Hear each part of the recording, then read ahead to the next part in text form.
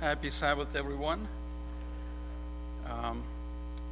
The title of my sermon is How Not to Measure Our Spirituality. On December 11, 1998, NASA launched Mars Climate Orbiter satellite. It was on board Delta II rocket, and this climate orbiter was first of its kind. This was the first satellite designed to observe the weather patterns of a planet other than Earth. It cost $125 million for NASA. They designed everything and then asked Lockheed Martin, based in Colorado, to design it. They built it, they tested everything perfectly, everything worked well. They put it on the rocket, and then they shoot it up. So Delta II flew for 42 minutes into the sky and reached a point called Harmon Transfer Orbit. At this orbit, its nose opened up, and the orbiter came out, and then it started going in a trajectory towards Mars. It has to go 419 million miles towards Mars for 9.5 months, and at that point, it would be pretty close to the orbit of the Mars. Precisely on September 23, 1999, at 9 hours, 0 minutes, and 46 seconds, the onboard thrusters on Mars Climate Orbiter would fire precisely at the exact force specified by the JPL, lab on the ground, and we would get into this orbit around the Mars. And then for the next few years, it would observe the climate of Mars and do several other things. When the time came, NASA kept sending the signals from JPL to see if it entered the orbit or not, and then they were not getting any response back. So they were scrambling everything. They were trying to check, are my systems are okay, or is my antenna okay? Did we exactly put it at the right angle that we need? Or is the math okay? They were checking everything, and then quickly they realized they lost the satellite. What had happened is, unfortunately, the satellite entered into the atmosphere, which is not supposed to, and then when it entered there, because of the friction from the atmosphere, it burned like a meteor and then vanished. Then there were like month-long investigations to see what happened. There was an audit on Lockheed Martin, engineers, and there was an audit on the NASA team that built and designed this whole thing. Everybody double-checked, triple-checked their math. Everything was exact. The amount of force it required to generate through the thrusters was exactly the same that they gave. So then both reports came, and then they were looking at this, and then they realized this.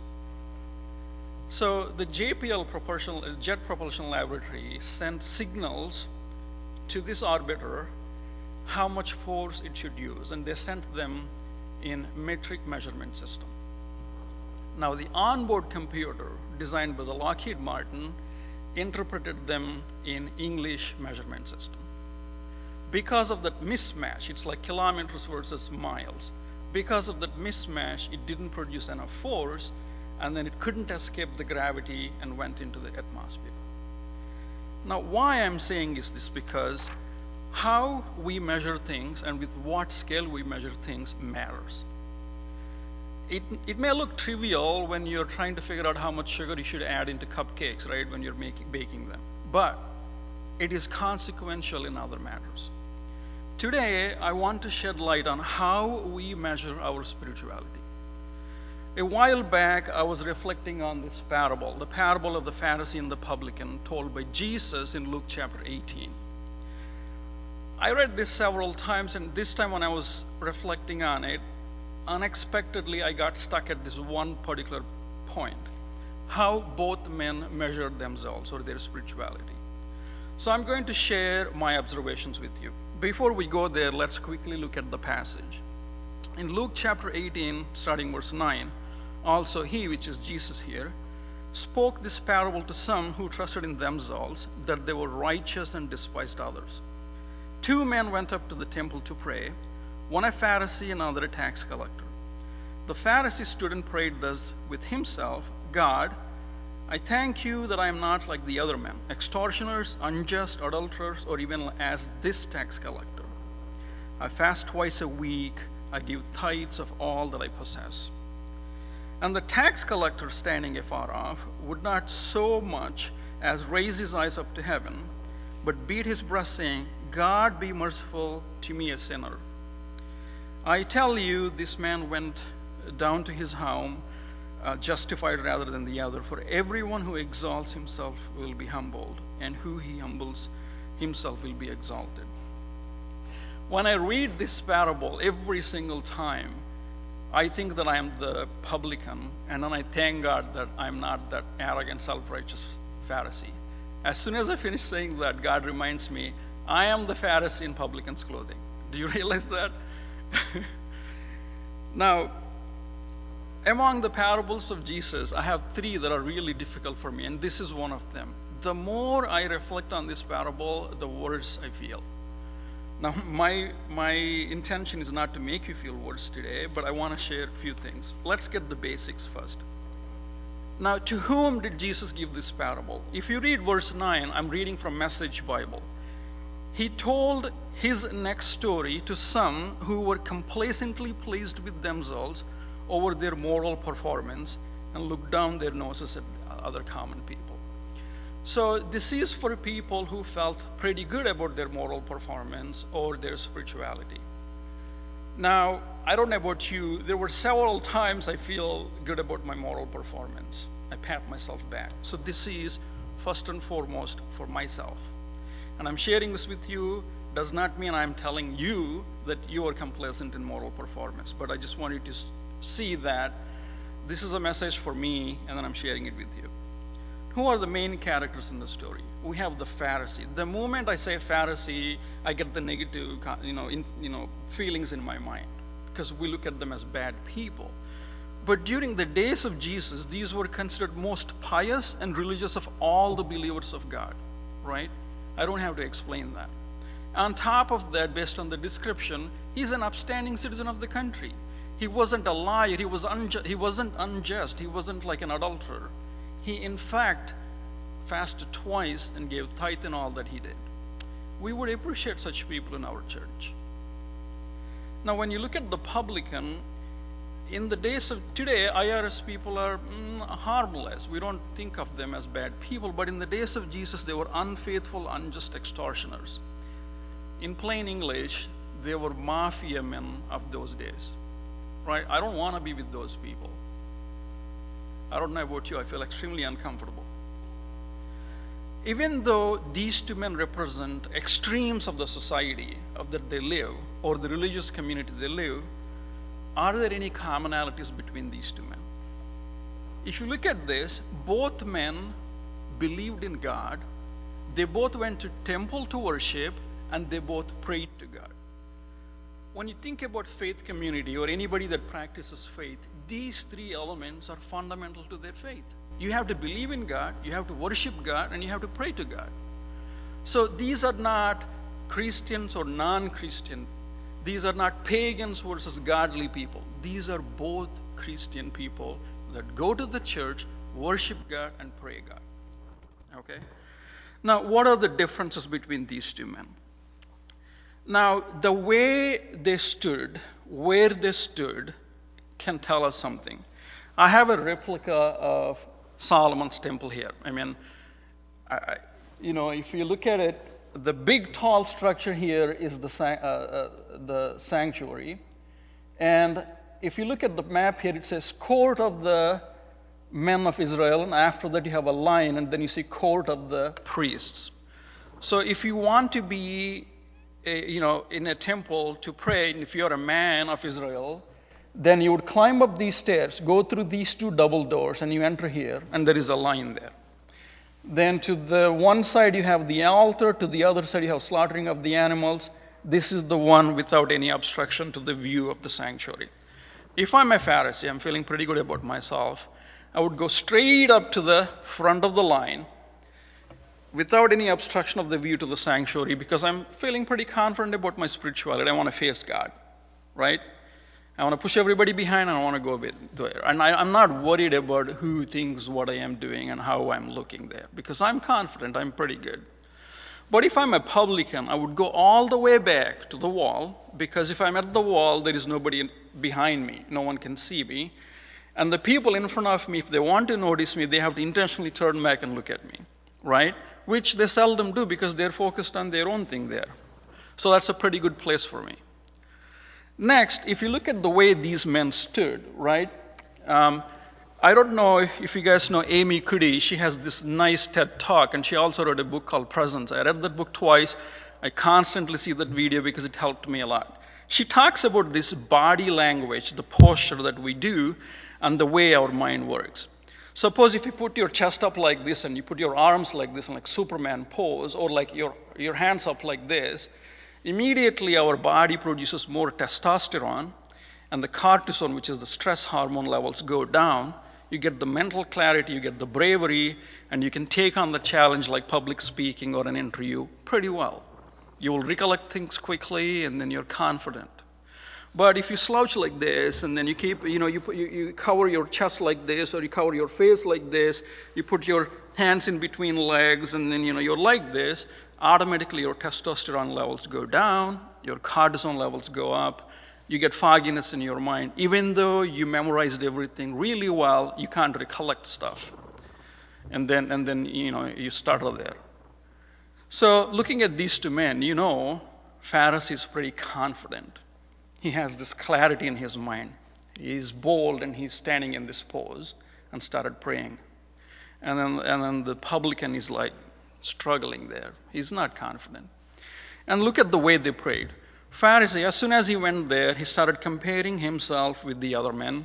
Like, I'm not like this man, that man, but I'm like this, and I'm doing this and this, and and the publican couldn't even lift his eyes up, and he was, God, I'm a sinner, have mercy.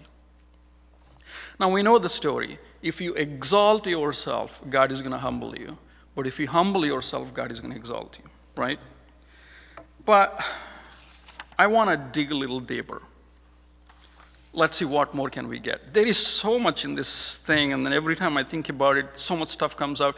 It was actually hard for me to, focus on what I want to really tell myself. So I'm just going to share only one thing.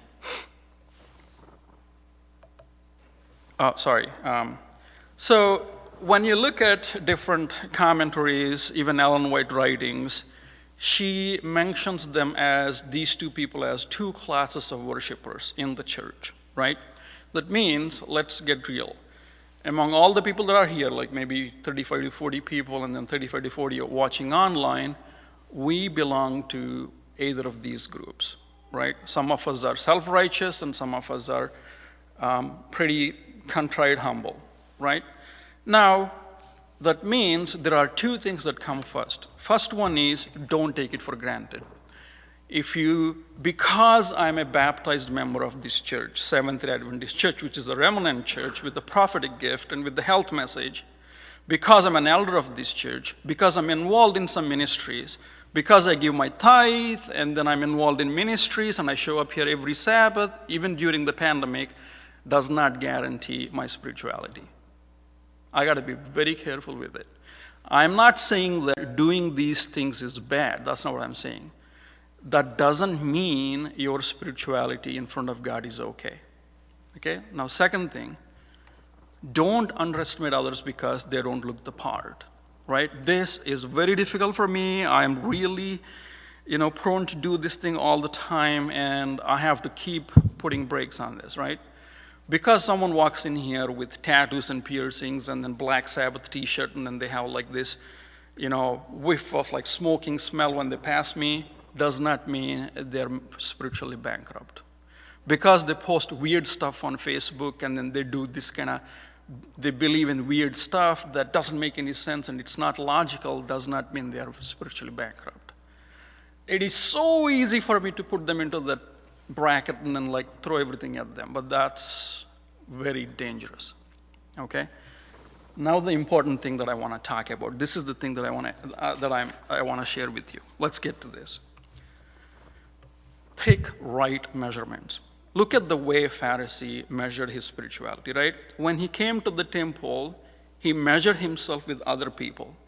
Now, what kind of people did he pick? He didn't pick Levites, high priest, or other priests or prophets. Those are good people. He picked the scum of the earth. I do this all the time. I don't know about you. And I enjoy doing it.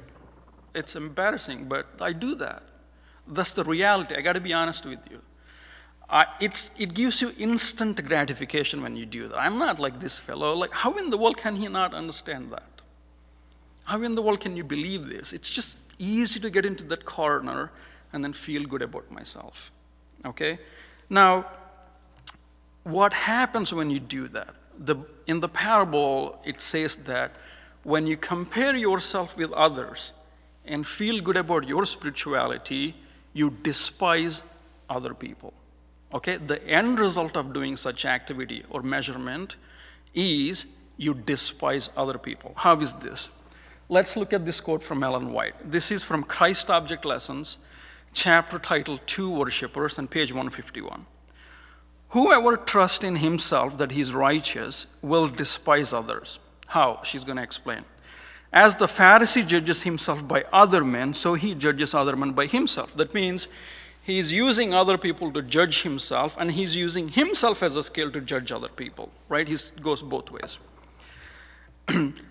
His righteousness is estimated by theirs, and the worse they are, the more righteous by contrast he appears. His self-righteousness leads to accusing. Other men he condemns as transgressors of the God's law. You know how I do this thing? It's a simple gossip. I look at the post of my friend that posted on something that was outrageous, and then I talk about that post and this friend with another friend. And now that other friend got infected by my view of looking at this friend, he starts looking at him that way, and then we both form a group and then talk about it. This is so easy for me to get into. It's just like second nature to me. I don't know about you, but it is a problem for me. It's a very big problem. And there are a ton of things in this society right now, within our church, within our society, to pick sides. Okay? The moment I go there, what happens? I start accusing others. Now, it gets worse. Look at here. Thus, he's making manifest the very spirit of Satan, the accuser of the brethren. Oh, simple gossip doesn't end there. We harbor the spirit of the Satan, who is the accuser. With this spirit, it is impossible for him to enter into communion with God. He goes down to his house destitute of divine blessing. It seems like not a big deal, but at the end, what it does is like, it makes it impossible for us to have a communion with God. Is that why we are here? We are here to have a communion with God, but even when we are here, we're not having communion with God. This is my problem. I don't know about you, but this is my problem. It is so easy for me to get into my mind, get into these thoughts about the other person, go in loops and loops and loops, and then like I get into this debate, ideological debate, and another debate and this and that, and then I take my eyes off of God. So easy. Okay? Now, let's look at this verse from Revelation chapter 3. This is a message given to the last church, which is us, Laodicean church, right? What is it saying? Here God is talking about, because thou sayest, I am rich and increased with goods and have need of nothing, and knowest not that thou art wretched, miserable, poor, blind, and naked. Look at the measurement. The church is measuring itself. That means we're all looking at our results and it's like, I'm pretty good, I'm rich, I have so much wealth, I don't need anything. And God is looking at us and like, you're poor, miserable, blind, naked, everything in the world. Wow. What scale are we using? So let's look at the tax man, right? Here is the tax man. How did he measure himself?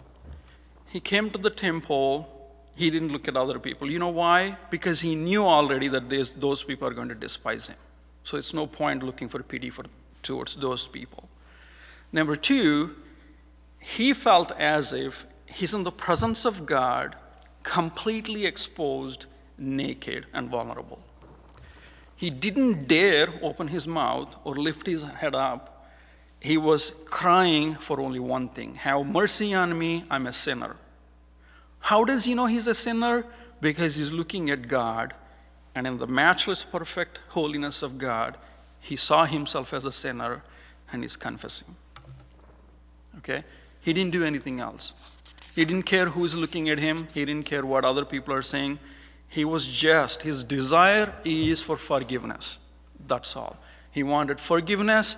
He wanted peace from the guilt that is killing him. What happened? Here is what, he was justified, but here is what Ellen White talks about it. In the whole satanic force, it's like, Air Force or, whatever force, whole satanic force, there is not power to overcome one soul who in simple trust casts himself on Christ. All he did is one thing. He looked at God, he looked at himself, he found himself guilty. In simple trust, instead of running back, instead of running away from God, in simple trust, he threw himself at Christ and then said, take care of me. And nothing in the force of Satan could do anything to him. Again, the measurements. You see how these things are? The way we measure and the way God measures. And the Bible says, he gives power to the faint, and to them that have no might, he increases strength. Now, I want to go one step deeper, right? This is the last time I'm going to go.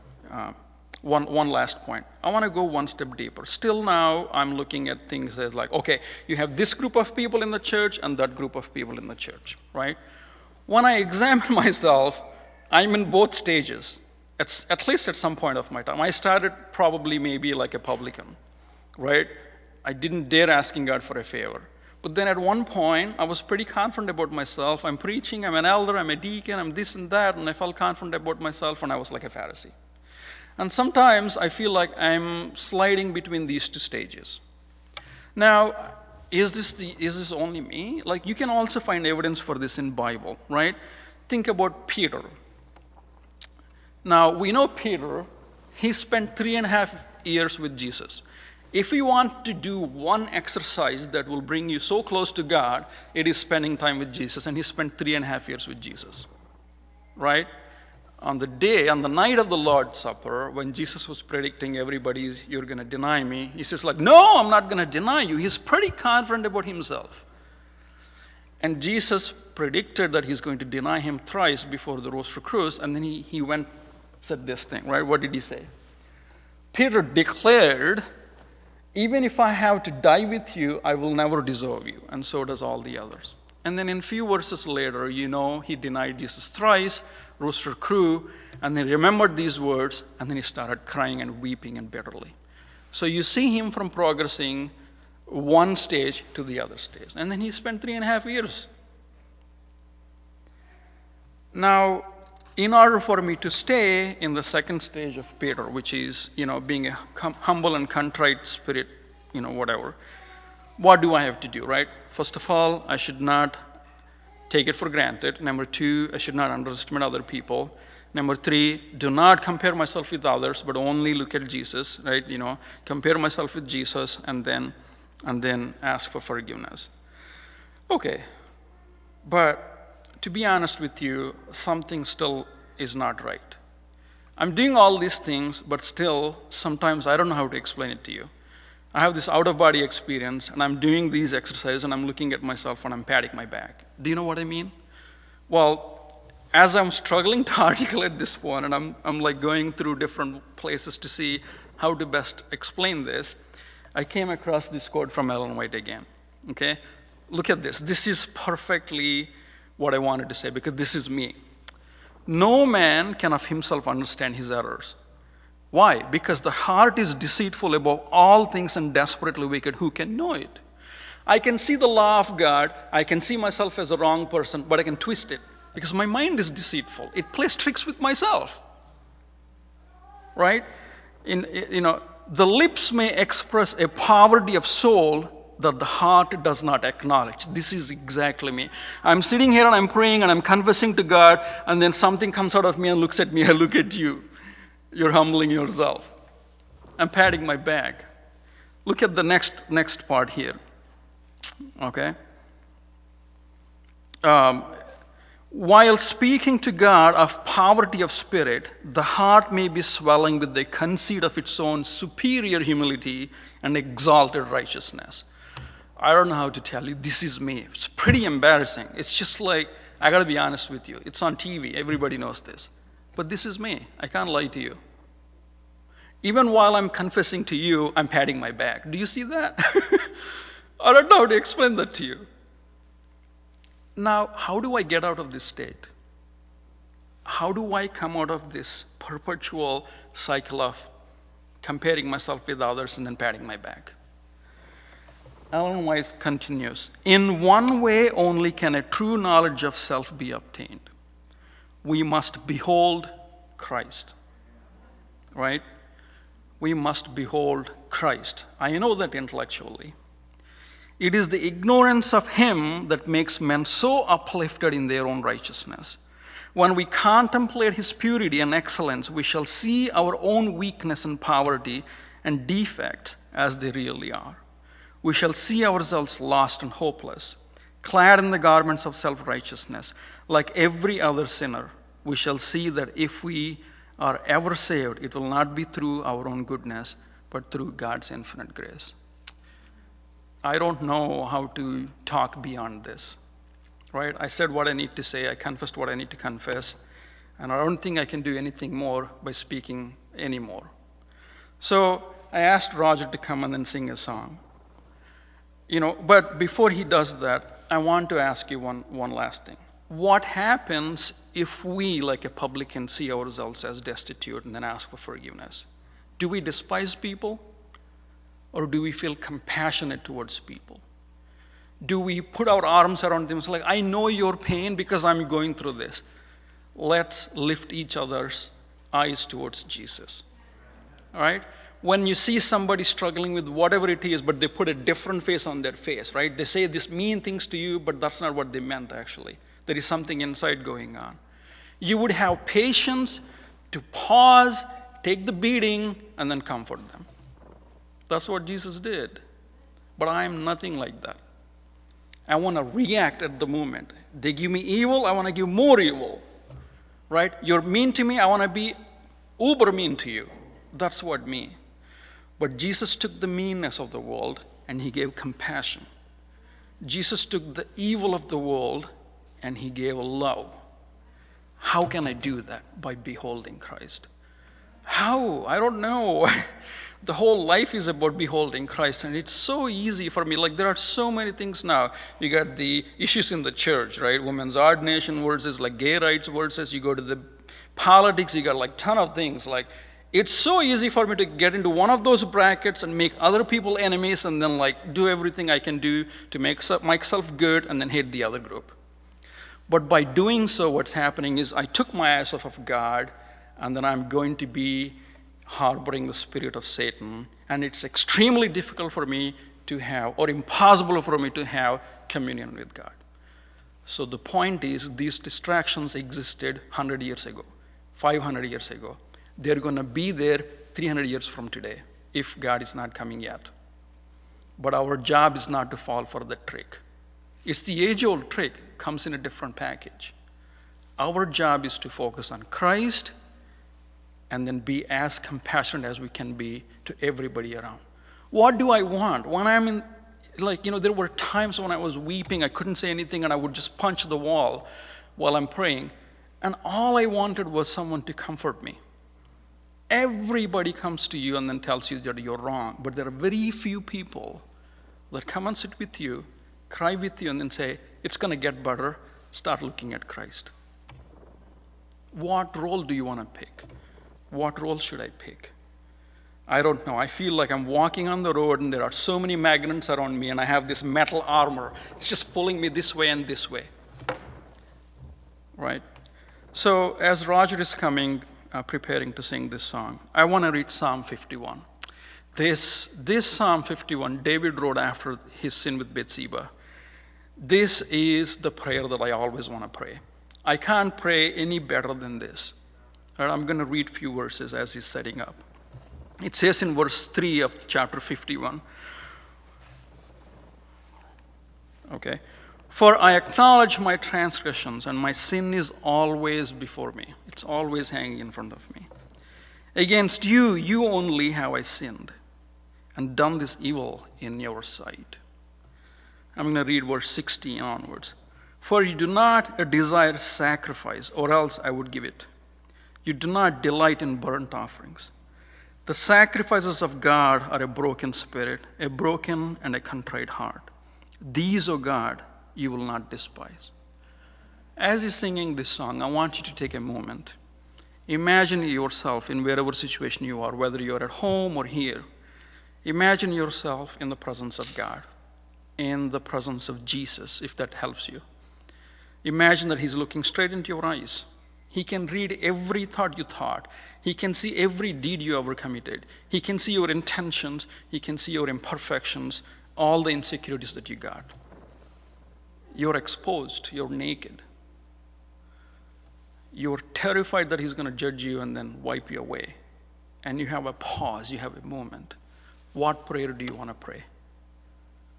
How do you want to change your life? Because the way you measure yourself matters.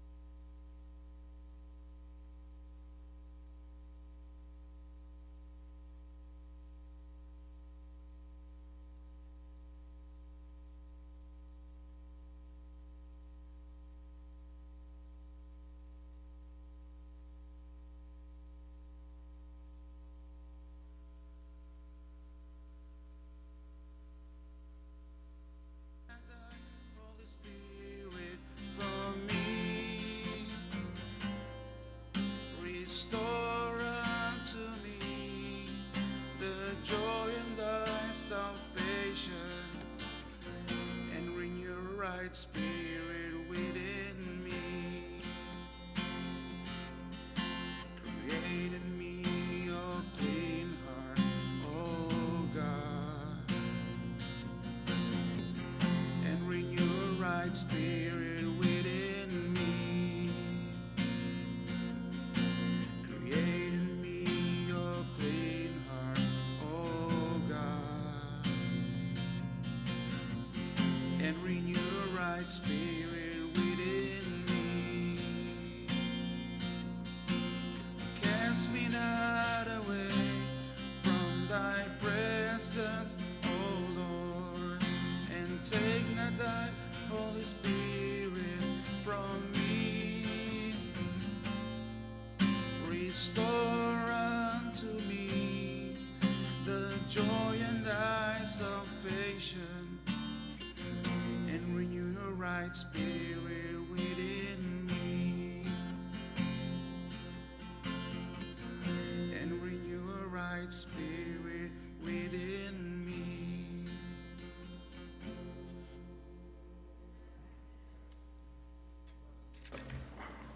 Let's pray. Father in heaven, we thank you for your Son and for the